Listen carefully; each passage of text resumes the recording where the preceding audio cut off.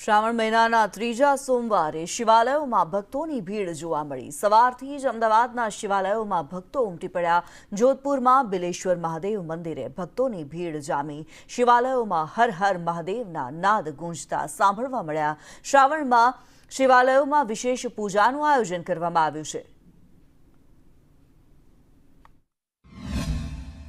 શ્રાવણ મહિનામાં શિવજીને ભજવાનો અનેરો અવસર અને આ તો ભોળાઓનો નાથ છે અને ભોળાનાથ છે જેમને પૂજવા માટે દરેક શ્રાવણ માસમાં દરેક શિવાલયો હર હર મહાદેવના નાદ સાથે ગુંજતા હોય છે। જ્યારે સંદેશ ન્યૂઝ પર ત્રીજા સોમવારે કરો બિલેશ્વર મહાદેવના દર્શન કે જે જોધપુરમાં વર્ષોથી આ મંદિર બિરાજમાન છે, જ્યાં વિવિધ પૂજાઓ અને અર્ચનાઓ કરવામાં આવતી હોય છે, શિવ ભજન કરવામાં આવતા હોય છે, સાથે જ શિવજીને ભજવાનો આ અનેરો અવસર છે। ત્યારે ત્રીજા સોમવારે શિવજીને ભજવાનું કેટલું મહત્વ છે, મંદિરના મહંત છે એમની સાથે જ વાત કરીએ।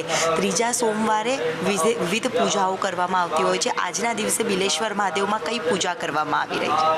આજે શ્રાવણ માસના નિમિત્તે આમ તો દરેક સોમવારે પૂજા થાય છે, પણ વિશેષ પૂજા આજે પાર્થિવ શિવલિંગ એવા અષ્ટોત્તર શત યાની 108 શિવલિંગ બનાવી માટીથી અને એની પૂજા કરવામાં આવે છે। વિશેષ પૂજા છે। મંદિરને બનાવે 27 વર્ષ પૂરા થઈ ગયા છે અને એટલી બધી આ જે મૂર્તિ જે છે એટલે શિવલિંગ જે છે ઓરિજિનલ નર્મદા નદીની અંદરથી આખું ઓરિજિનલ પીસ મળેલો છે અમને અને એટલું બધું પવિત્ર છે કે એની અંદર પણ એટલી બધી શ્રદ્ધા છે લોકોને। અત્યારે જે પૂજા થઈ રહી છે એ એમના પપ્પા સિરિયસ છે અને એમણે બાધા રાખેલી છે અને એની આ વિધિ ચાલી રહી છે, મૃત્યુંજયના પાઠ ચાલી રહ્યા છે અને એમની એટલી બધી આસ્થા છે કે જેથી કરીને આ પૂજા કરાઈ રહ્યા છે। પ્રભુએ શ્રાવણ માસમાં પ્રભુની સોમવારની ભક્તિનું એટલું સરસ મહત્ત્વ બતાવ્યું છે કે કોઈ ભાગ્યશાળી કે પુણ્યશાળીને જ એનો લાભ મળે। એ દિવસે તમે અનંત ગણું પુણ્ય કમાઈ શકો છો અને પ્રભુની પ્રાર્થના કરીને પ્રભુની સમીપ રહી શકો છો।